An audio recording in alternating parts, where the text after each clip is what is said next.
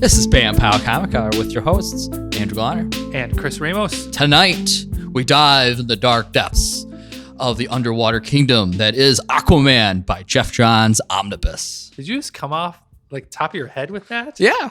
Good. Thanks. In case anyone's wondering, we don't use a script here. None of our podcasts have ever had a script. We're just naturally this witty. Yes. And this is our first Geoff Johns review, which we've covered various titles in the DC universe and various superhero characters. We've covered Superman, Batman, Wonder Woman, and now we finally get to the fourth part of the Trinity, as some would say. It is Aquaman. And we are super excited because this Geoff Johns, he actually gives us some, confidence to the character, something to hold their head up on, something to be proud of, something to kind of say, here, world, this is what Aquaman is all about. This is what he should be. This is what he should be. That's when this first came out.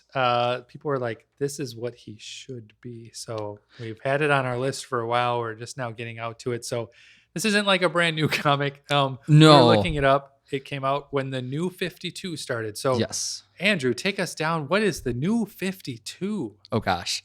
All right, that's a whole rabbit hole. That's a lot. But we're gonna keep it. We're gonna try to keep it concise and to the point. All right, DC Comics started in 1940, and then it ran all the way through until the New 52. They decided to basically Flashpoint happens. Flashpoint. Barry goes into the past. He fixes something that happened in his life. The Flash. And literally rewrote DC continuity after that. Then, Flashpoint happens. They fix the timeline, and but the timeline it's not the same. It's the New 52. So in September or August, they canceled all other titles they had going, DC had going.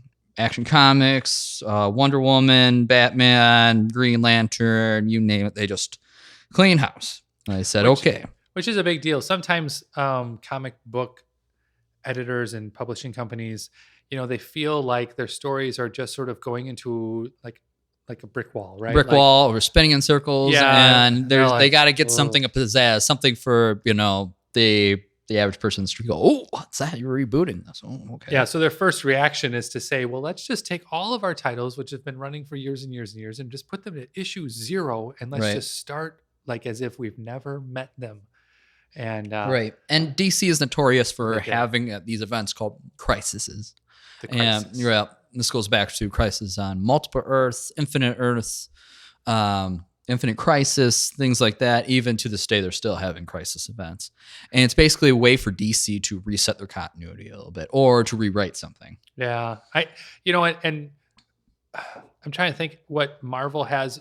Marvel hasn't really done it. They, at least not to the point or as frequently as DC has. They have big like cosmic events or big, sort of world changing They have things, events, I guess. But they don't like But they keep it going. Nothing. Yeah, they don't go back to 0. So that's where DC differs, which is refreshing to some. And for some, they're like, oh, you just kind of forgot all the continuity you built up. That's a big discussion for another show. Okay, so now we went down that rabbit trail. The idea is... and so it's up. Oh, so then we go to September of 2011. All the issue 0s come out for each character. And, Geoff Johns, he did Flashpoint. So he was a perfect branching point for some writers and things like that to say, okay, I'm going to write this character and give him a fresh new take with, while still having some elements of his origin stories. Mm-hmm. And some points they did talk about his origin story, but they didn't do it like the first thing, that happens. They kind of do adventures. They're trying to world build, see where they are today, and then kind of dial it back. Well, and it was also kind of neat to see some of your characters start over. And what they did was they didn't like redo everyone's origin from nothing. They just said, boom, these are heroes and they've always been here. Sort of right. Or modernize it. Yeah. And like Batman and Superman sort of met again for the first time, which is, okay, that was a cool little moment in the comics there.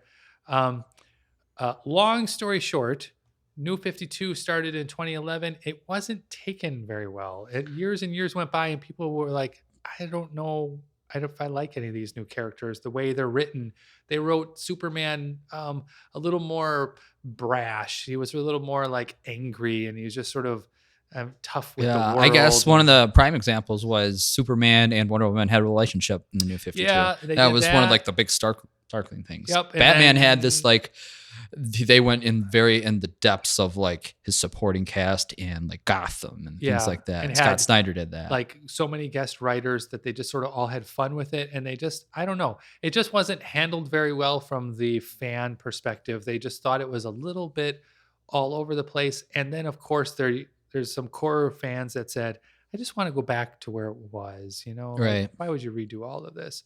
But this is like eventually their did, time of that. It was like over a course of about 5 years, I would say, from yeah. about 2011 to 2014, 2016 in some cases. And then DC kind of eventually they came out just with said, "All right, Rebirth." well, let's just figure out. That's your quick continuity lesson for that. But for this podcast, Yes. maybe we'll do another podcast explaining some things. That would be kind of a cool Sure. thing, just to say, like, let's just explain some of these big I books. guess to even go into who Geoff Johns is, I think we have to establish that. Okay.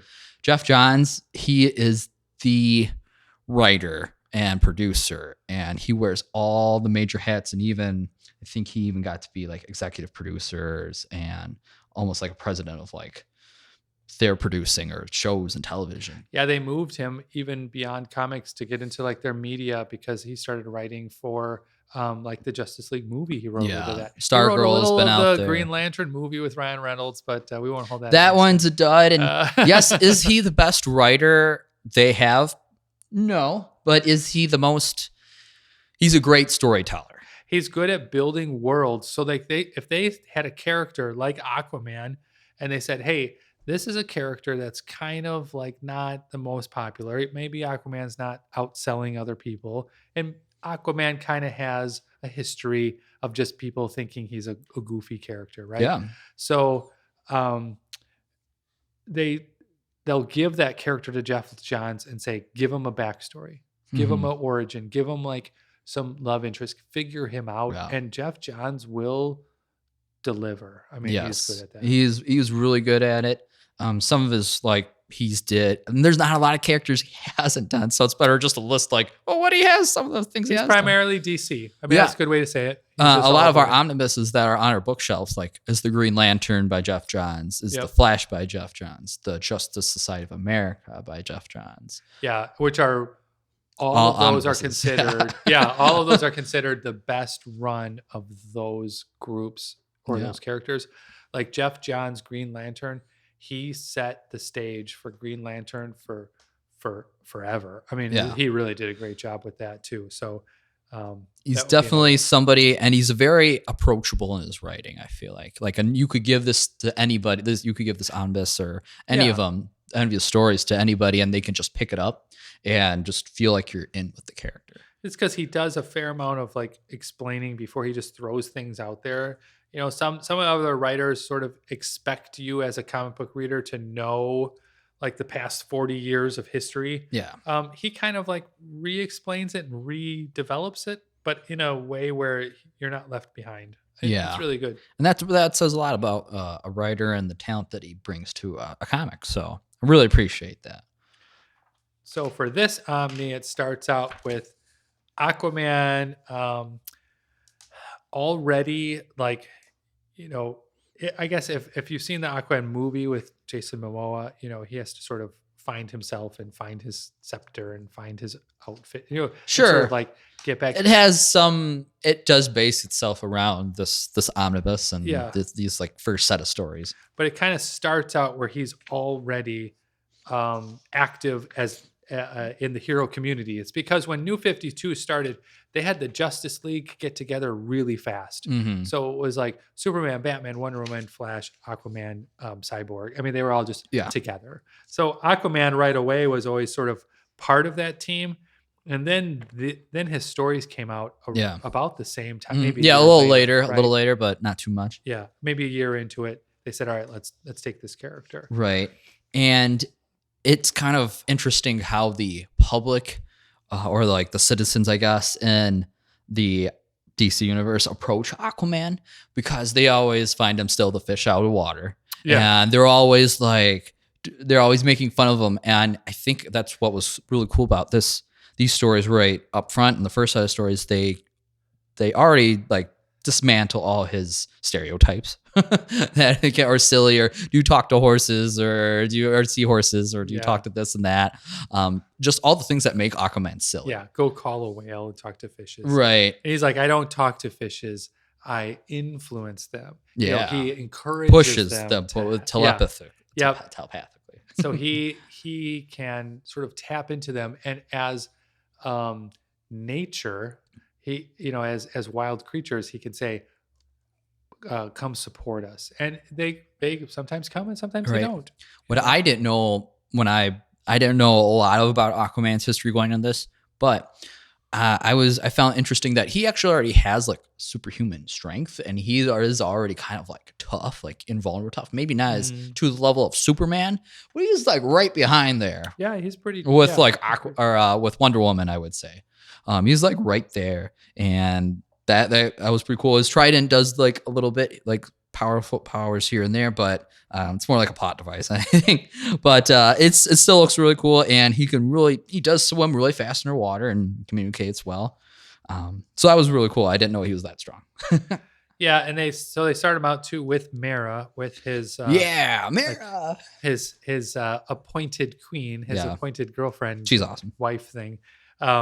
But she is a really good little balance, because Aquaman is half human, and half Atlantean. So that's where he gets sort of his connection to humanity. So when he tries to protect people and sort of obey the laws of our land, where he says, oh, well, the police are here, let's calm down a little bit. He respects the police, he respects the government, he respects surface dwellers, where Mara is not half human, so she doesn't really care about our rules, and she sees herself way above those. Yeah, she is.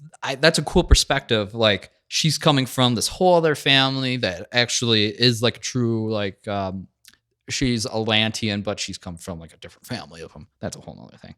But she does come from the underwater sea citizens and everything, and but she does have like superpowers, and I love her superpowers. But she definitely brings a great dynamic and great way to balance out. And so she's always sort of like reminding him, like, you are the king of Atlantis, like you don't have to bow down to anybody on land. The water is greater in this planet. There's way more surface area of water, and we have a whole civilization under the water. Yeah. The other part of it, I think, why people don't really respect Aquaman or look up to him too, is that you don't really think of the ocean as like ocean power. No. Like if you just ran, even nowadays, like let's just say we're just in the real world, people still see as like the cities and land as the real power. And they don't think about like how much life is in the ocean, or how deep the ocean is, or how much possibility. There's the coral reef. Ooh, this Great Barrier Reef. So okay, it's like, that's cool. And they play on that a lot. Geoff Johns is very familiar with sort of that idea that things could crawl out of the ocean, and people are like, "What the heck's going on?" Right. I mean, there's a lot of stuff down there in the DC world. Absolutely, and I did like the other approach they did with Mara was what happens when she starts living on land, and how she encounters the public as well. Yeah. Because the public, if you think they're hard on Aquaman, they're hard on her. Yeah, that's true. And they're like, she doesn't want to obey any laws. She thinks they're stupid. And it's true, we have stupid laws, but there's some they're like, they're good. And they want to actually, like, there are several times where they want to bring her to justice, everybody's brand of justice, and to get her to jail. And so she's like, I ain't going to do that. I'm the queen of freaking land. Yeah. Well, the other part too is, there's a scene here where Aquaman's pulling a ship in from a hurricane. Yep. So, he goes out there, he grabs their anchor, and he just starts swimming this ship in and saves the crewmen on board, which is like, there's like 10 people on board. Sure. So you think about that compared to what Superman is doing, where he's visibly saving thousands of people in a day, a dense city, and everyone knows about him. If Aquaman pulls a boat in from shore, no one really notices. No, It's kind just of I a think the thing. nearby community, like Yeah. the shore community. So it's like, all right, he's doing good, but like no one's really noticing. Sure. And then really like attributing it to like, we're glad Aquaman is here. Right. It's also kind of interesting to note that him and Mira don't have secret identities. You know, they just No, they don't. They walk know around. they kind of do know him as Arthur, and I don't think Mara is just Mara, I think. Yeah, I mean, she just wears her same costume Yeah, as they walk right. through. Yeah, it's just Queen Mara, you know. She's like going shopping right. at They're the not a Lois Lane or things like that, you know. She just is who she is. But that's okay, and you know, I think that's why they always were hard on Arthur's dad, who like worked at a lighthouse and stuff, and you know, when they were raising Arthur and things like that, they're always very hard on him, and you're like, oh, you hooked up with somebody from under the sea and things like that, and people were really hard on him and treat him indifferently and things like that, and it's just a very different dynamic that he's not used to, and that's hard to. He still wants to help the people, but they always shunned him. Yeah, right. So it's definitely interesting. So, so this comic does a really good job, like we've already said, of setting up his character. And then once it's set up, Geoff Johns kind of jumps in and does what he does best. He starts introducing characters from like the past, and he introduces like other storylines, and he brings in like this group of people that are using Atlantean artifacts to give themselves power. Oh, yep. You know, so then Arthur or Aquaman was The part others, of I their think group. they're called. Yeah. Yep. Jeff Johns gave him his own like Aquaman, the superhero Atlantean team.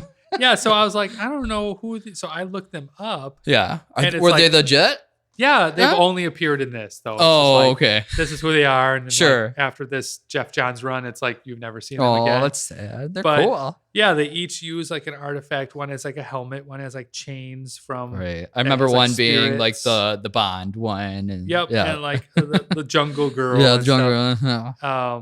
One sort of saw the future, so she could sort of evade your attack because she saw into the future like a minute or something. Sure. So, you know, he introduces his new characters and then kind of gets you attached to them, and then he brings in Black Manta. who Yeah. is, Dun like, dun dun. Black Manta. If anyone remembers like the Super Super Friends Friends. cartoon, he was there. He's part of it. He is the Lex Luthor of Aquaman. And Right. He is like his arch nemesis forever. And he was in the first Aquaman movie Oh, yep. with Jason Momoa. And that was such a cool to bring him into it and kind of really slow down to like dissect like why they hate each other. When you're reading throughout this omnibus, you're like, he just hates him because of this, but he hates him because of that. Yeah. And it's kind of like an eye for an eye. Like Aquaman hurts or kills his father, so Black Manta is going to kill his father, and they're both wrong. Yeah.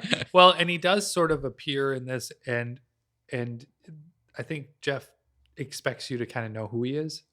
You know, so it's like, A little bit. I think he It's does have nice. like one solo book in the back, but yeah, it's nice to have a little background on Aquaman, or just generally Justice League. I mean, he's been fighting the Justice League and Aquaman since the Ever. 40s. you know. Yeah, I was going So to say the- Aquaman since the came 50s. out in.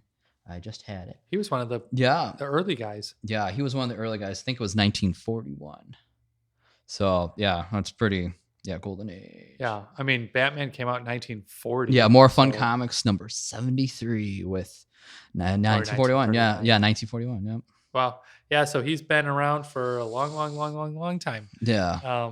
And maybe, we don't know, maybe there wasn't a better writer until now. I don't know. But I mean, there's some notable runs like Peter David and things like that. That did some cool stories and visions of the character and things like that. But I think it takes like a modern refresh to bring him up. Aquaman's one of the characters. So like Batman is just, I think he's sort of eternal, and, they update his gadgets and like his cars. Sure. But Batman as a core character hasn't really changed his mission statement, Sure. I guess. But like Aquaman, I think they're going to need to like update him every 10 years or so. Just to Sure. bring Sure. Well, I keep him think relevant. also what this book kind of as it's like that goes over like 3 arcs. He keeps Geoff Johns like reinforces and we talk about world building, but he gives like a lore to the character. Like goes back to like King Neptune. He goes back to, you know, why he has such a war with his brother Ocean Master, and why, you know, what is the rest of the kingdom.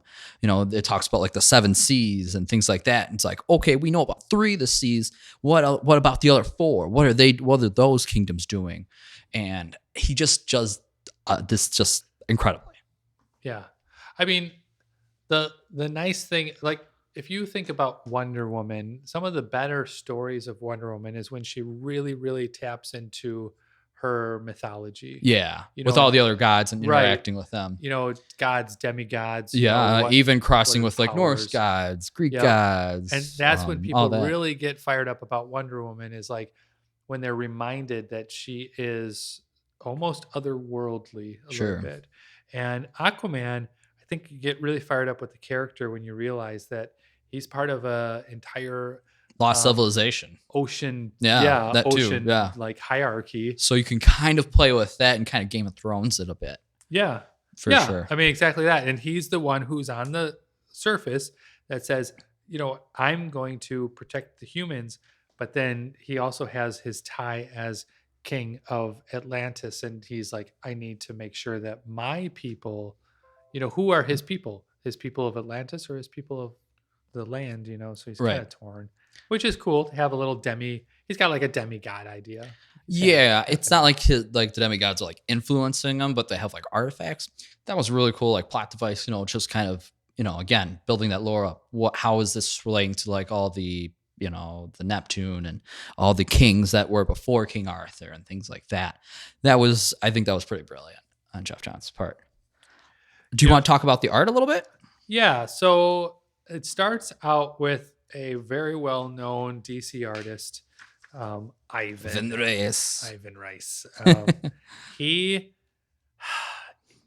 right, so I always have to like sigh. Like his art, I really do like because it's dynamic. It moves you through the page. It kind of reminds me of like Neil Adams, like old school Neil Adams a little bit, because like a refined version of it. Yeah, like everyone has like expressions in their arms and like hands, and just there's lots of movement. Things are always happening, right? Yeah, he does good backgrounds and scenery too. He also does a really good job of drawing someone. Trying to think of the best way to say this. Like drawing someone so that later in the book, if they popped up again, you would know who they are. Oh yeah, they're easy to identify. Yeah, he gives people sort of this little illustration identity, like they do it with like the police, or Mira has obviously her own look, just her face and stuff. Sure, or when they're at like Aquaman's like land home, like it's very warm, it's very subtle. Yeah. It's like but right he's there also challenged with just how much writing needs to be pounded into the page so that Geoff Johns can kind of get his point across. Sure, and this is a very fast-paced book. Most Geoff Johns' work, it's not very dialogue or narration heavy. It's it's very you go to the next panel, next panel. Yeah, easy page turner. So Ivan was also the artist on Geoff Johns' Green Lantern. So I think maybe what they did was just paired him up again to say, we're going to do a fair amount of world building, so we need you to kind of come in and break all this apart. Sure. The other part of this all with the art is you can't. I don't know who the colorist is, but you can't put them to the side, because boy, some of this stuff, you know, you're on land, you're explosions. There's in water. There's bubbles. There's light from other, you know, creatures. Ron Reis. Yeah, probably. Yep. That's Rod Reis. Yeah, Ron Reis. Ivan Reis and Rod Reis? That could be his brother. Are they related? I don't know.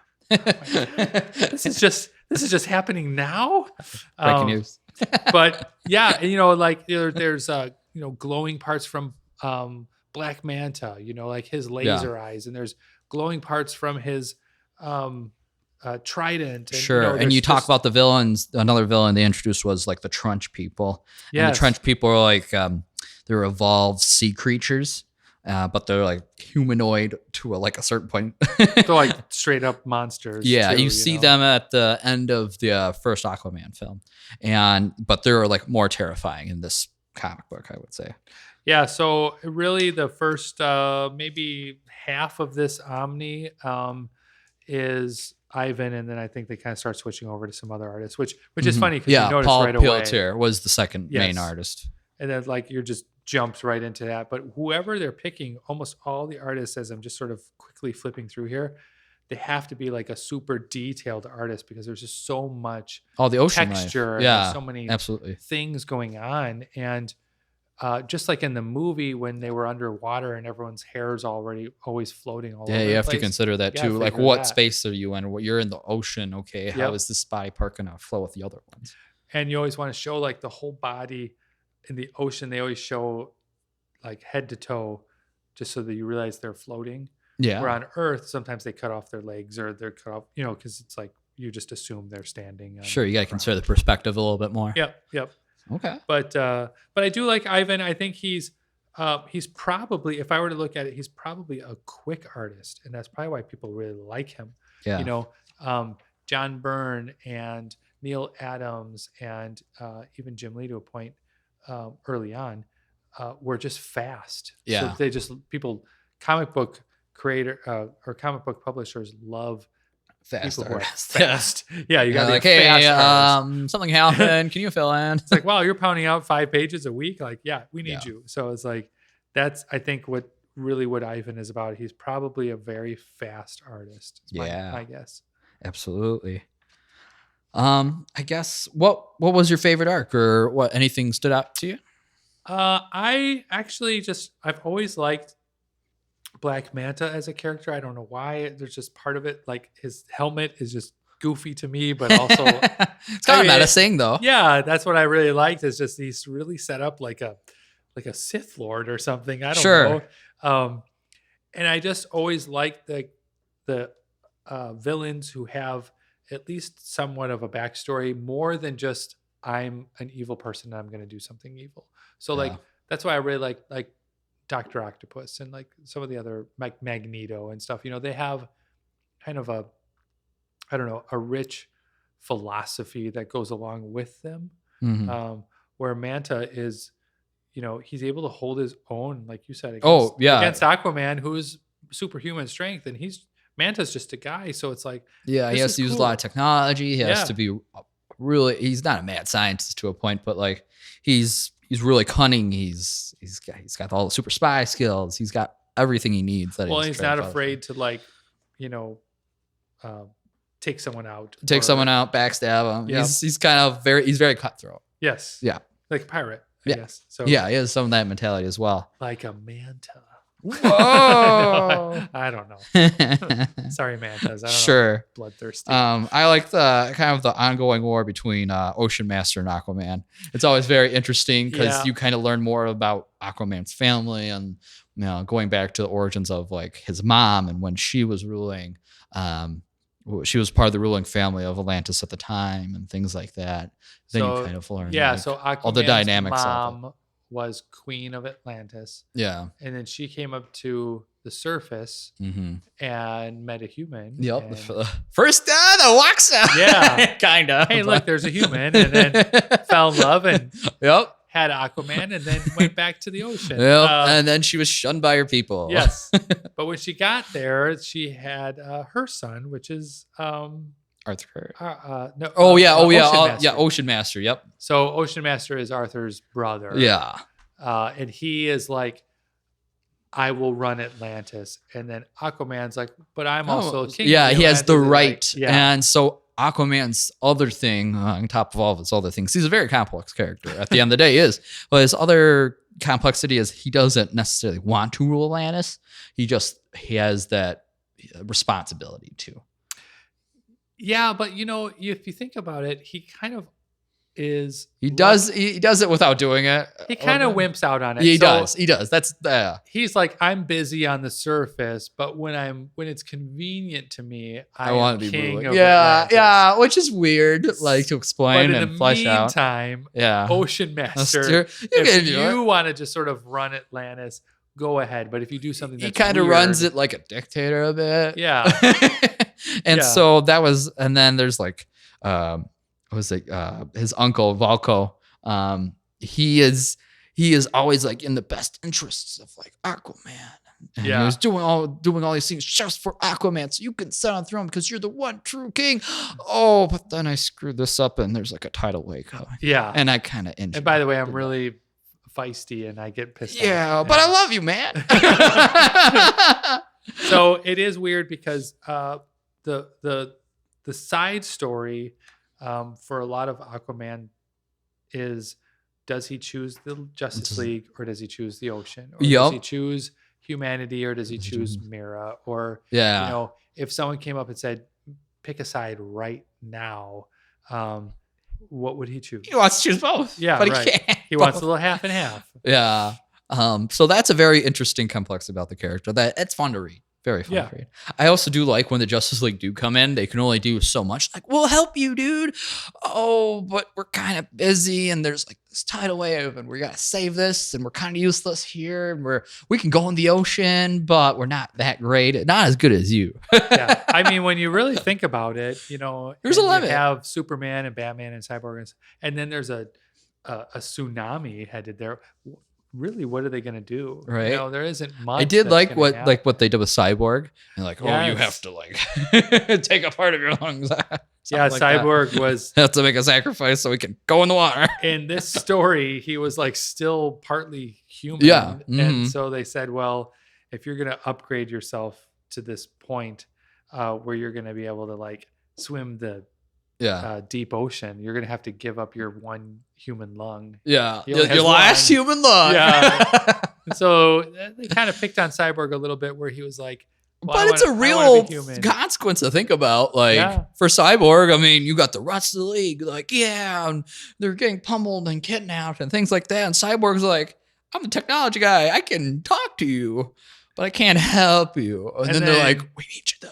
He's already given up so much of his humanity. Like how much is he gonna So that was a cool like little nugget of side story in there, like you talked about. That's really cool to explore. So that Justice League part, just like most comic book runs. So like this Aquaman run has Aquaman number 1, of course, and then it runs all the way through Aquaman number 25. But in there is a little crossover, and you have got like 3 or 4 issues of the Justice League. Yeah. So if you were just reading Justice League in comic books, I've done this for years.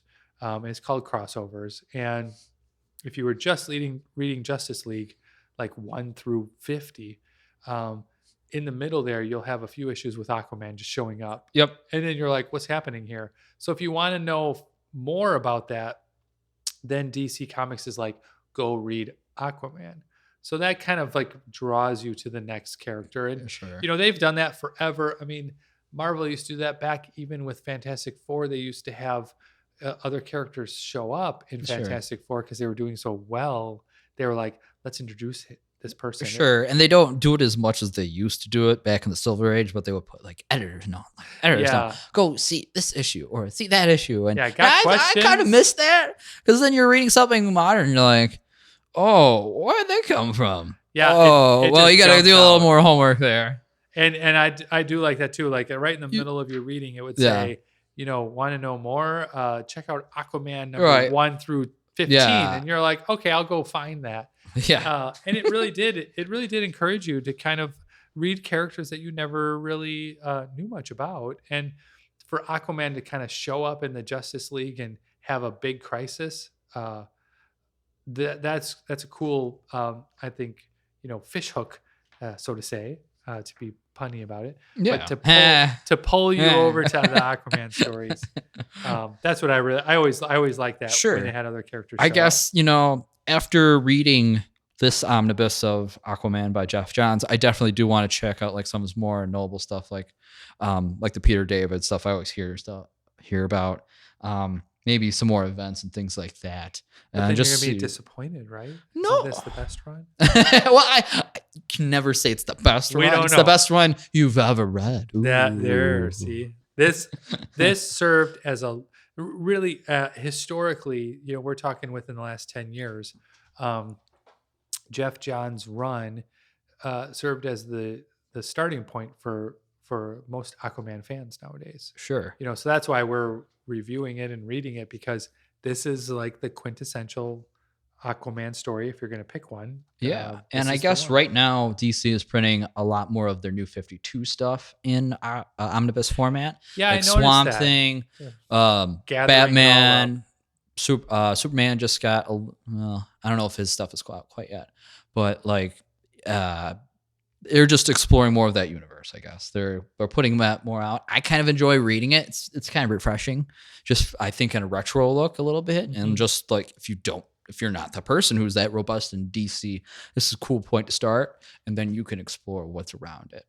Yeah. So what DC did was they had New 52 running for years, and then it wasn't doing well. So they said, all right, how can we kind of go back to where we were? And then And Rebirth. so they brought Rebirth in, which was somewhat tied with the Watchmen a little bit. That's So they made it complicated, but the long story short is they're back to the original people, and Yeah. it was a like a other universe. right? Yeah. Like New 52 was an alternate universe. Sometimes they roll things back into it. Yeah. Sometimes they say, "Oh, this really happened." Like, "Oh, the Green Lantern run, they kept it." Yeah. I mean, Or like Batman's the Batman, they continuity, kept it. yeah, they kept it. You know, so So they they didn't have kind to of throw kept it the out. parts they really liked, but they said for the most part, it was another universe of these same characters doing their own stuff. But now we're all back to Right. the real timeline, the true timeline, which is, Batman and Superman started in 1939 and 1940, and Aquaman started in 1941, and here we are in modern day, and we're all back to the normal timeline. So New 52 was just a side quest that didn't pan out. It was a great thought yeah, experiment and something fun to try it's out. cool for them to try things like that. I don't, Yeah. why not? Absolutely. You gotta mix it up. Apart from this omnibus, another cool thing that recently came out that I really enjoyed was Aquaman King of Atlantis. It was a show that came out on HBO, and it was really funny. Like it did so. It's very cartoony. It's Are you very, talking about that wacky? Yeah, the cartoon? wack. It's so wacky and funny, and I just want more people to know about it. Yeah, it's what was it? It just came out this last year. It's 3 episodes, and if you ever seen Super Jail, it was a show on Adult Swim. It's not as quite as vulgar as that was, but it was it definitely kept all the same animation, and it's just funnier than heck. And he both makes like fun of himself, but also he kind of like draws inspiration from Geoff Johns, and he keeps that family dynamic, and he wants to be the king without being the king. And him and Mara always go back and forth, but they love each other. And definitely recommend checking that out. Well, and this comic too is I think we mentioned earlier on is the traditional blonde hair, clean shaven, Aquaman with the green trousers and the gold scale armor top. That is the traditional Iron Man look. That his costume, just like Batman, Superman, all that hasn't really changed in 80 years. Sure. So they've kept that alive, and that's what's in the story. So it is cool to the end of this year, it's slated that Aquaman 2 is coming out with Jason Momoa, and the whole cast is coming back, but he's actually going to be in like a blue suit. It's 80s suit. Yeah. His stealth suit. They made like a sort of different one. So that'll be cool to see. It's called Aquaman The Lost Kingdom. Ooh. So cool. DC keeping it going. Yep. All right. So this was our review of Aquaman with Geoff Johns, the legendary writer, and his awesome, fantastic run. It's a great jumping on point for new readers. The art's great. It's easy to follow along. Great pacing. Definitely recommend it. Yeah. The Omnibus you can check out, find online at various places. It's about 700 pages long or so. Yeah. When you add in all the gallery extras and drawings. This is actually one of the more affordable omnibuses. It's going for like $40 to $60, depending where you find it. Yeah, actually, it's been on sale like all the time. Yeah, so if you're definitely watching your budget, this is great to pick up, and it's affordable. All right, this is Vampire Comic Hour with your hosts Andrew Garner and Chris Ramos. Signing off. Good night.